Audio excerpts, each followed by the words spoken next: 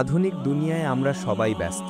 কেউ ব্যস্ত টাকা পয়সা উপার্জনে, কেউ ব্যস্ত নাম যশের পেছনে, কেউ আবার সম্পর্ক ভালোবাসায় জড়িয়ে পড়ে নিজের আসল গন্তব্য ভুলে যাচ্ছে।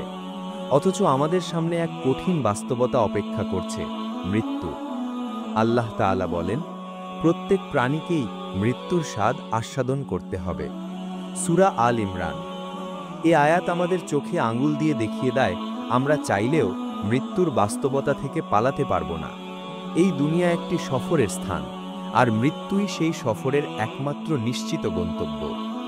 প্রিয় ভাই, আমরা যখন একা রাতে বিছানায় ঘুমিয়ে পড়ি, আমাদের মনে হয় আমরা একা।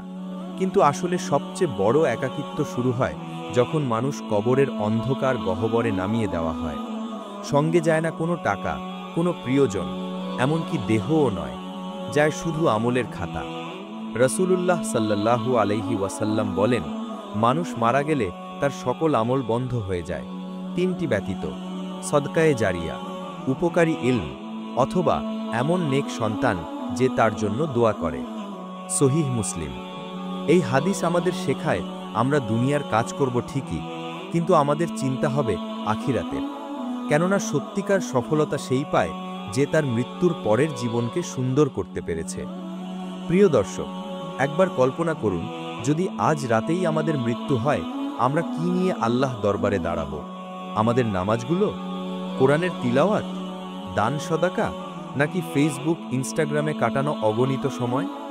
হযরত উমর রাদিয়াল্লাহ বলতেন, তোমরা নিজেদের হিসাব নিজেরাই গ্রহণ করো, মৃত্যুর পূর্বে তোমাদের আমলগুলো যাচাই করে দেখো। এই কথাগুলো শুধু ভয় দেখানোর জন্য নয়, বরং আমাদের জাগিয়ে তোলার জন্য।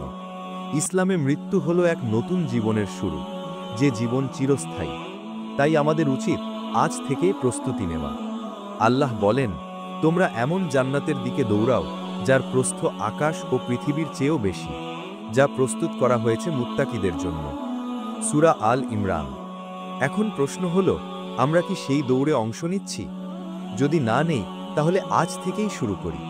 ছোট ছোট আমল, নিয়মিত নামাজ, কোরআনের তিলাওয়াত, ভালো ব্যবহার, দান সদাকা, এসবই হতে পারে আমাদের চিরস্থায়ী জান্নাতের মূলধন। এই দুনিয়া আমাদের বাসস্থান নয়, এটা পরীক্ষার ঘর। জীবন হলো সময়ের খণ্ডিত রূপ, আর সময় শেষ হয়ে গেলে আমরা সবাই ফিরে যাব রবের কাছে। তাই চলুন আজই ফিরে আসি, নিজের আমল ঠিক করি, মৃত্যুকে মনে রাখি, আর আল্লাহকে ভালোবাসতে শিখি। আল্লাহ আমাদের সবাইকে হিদায়াত দান করুন। আমিন।